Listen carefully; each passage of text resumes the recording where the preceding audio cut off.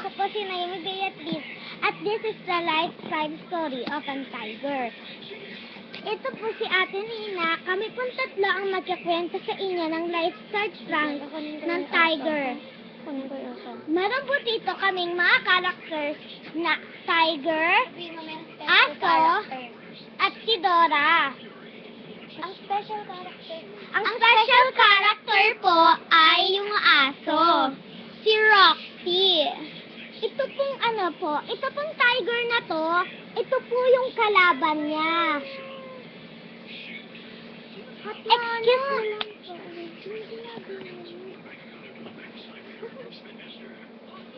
Sorry po, si Ate Hana po kasi. Ate Hana, please. Okay. Ito naman, may isa pa pong special character ito. Ang teddy bear. Ito po ang bear. Ito po ang favorite toy ni Roxy. Hindi po yun totoo. Ang pinakagusto niyo po dito, alam ka, si Roxy. Choose na lang po sino pinaka-cute. I-like niyo po sa comment. Ito po si Roxy. Dalawa po ang Si pipiliin nyo. Tigerless. Tatlo pala, At tatlo. si Berry. Isa lang po ang pipiliin nyo. I-comment nyo na lang po. Thank you. Ito Sino na ang po. cute at ang pinakapangit sa mga teddy bear na pinakita namin? At saka ito nga po pala si Dora. Si Dora po, ito po ang evil witch na ikukwento namin sa Life of a Tiger and a Dog.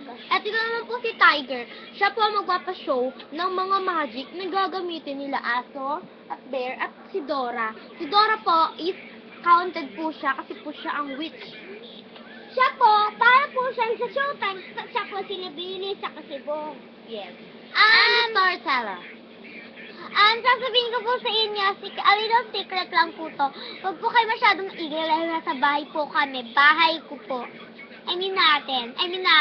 Ay hindi, meaning ko para sa real life. Thank you. Ito na po ang story. Mama Chup Chup. Akong storyteller na. Kayo yung mag-action ninyo. Okay. Gabayin ninyo, wala kami to. One.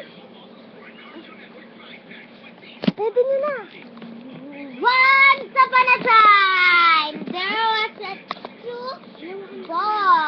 three boys playing. Okay. Two boys playing one girl. Okay, once upon a time, nagbigay si Tiger ng mga kapangyarihan kay Bear, Aso, at Witch. Sila po ang mag-best friend. Ang ibibigay na kapangyarihan ko sa'yo ay tubig. Binigay ni Tiger kay Aso. Water! At ang ibibigay ko naman kay Bear ay ang apoy. Yan ang kapangyarihan ko. At ang ibibigay ko kay Witch ay ang isang wizard power na pwede niya mabasa ang mga nasa utak nila. Sila po ay magbe-best friend noon. Nang makalipas na ibang taon, hindi nila alam na nag-tridor pala ang isang Dora. Na si Witch Dora. Ito po siya. Nag-tridor po siya. Ginamit na po niya ang mga kaibigan niya para malaman ang sikreto kung paano binigyan ng witch ng special power ang witch. Si Dora. Kunyari, natutong aso.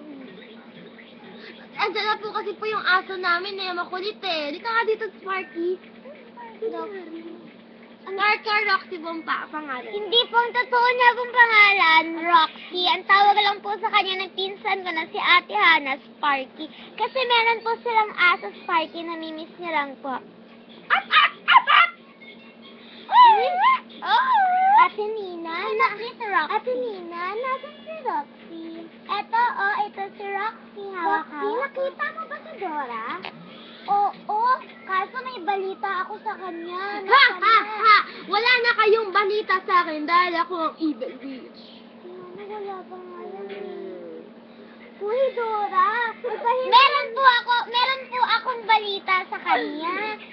Natandaan ko po na tinraidor niya po tayo. Nagpapakita agad kasi siya kahit hindi pa naman time niya. Alam niyo po ba yung sinasabi ko? Ayun po siya ang nagpiplay kay Dora. Ayun yung matabang baboy ang ilong. At least cute naman, di ba? Oh! Hoy, Dora, Nag-iba ka naman ang ugali mo. Dati best friend ka namin. Paano kung ayaw ko? Pasensyahan tayo. Binigyan ako ng kapangyarihan eh. Bubugbugin kita kapag di mo binago. Magbabago na ako, tapos nabubulungan ako. Yung babasa ba yun sa isip? Yun, pinagbubulungan. Hindi na nakikita. Anong sabi niya? Tatraidorin Ate, niyo ito, ako? ate. May kapangyarihan ako, nababasa ko at naririnig ko mga binubulungan niyo. Alam namin kasi hindi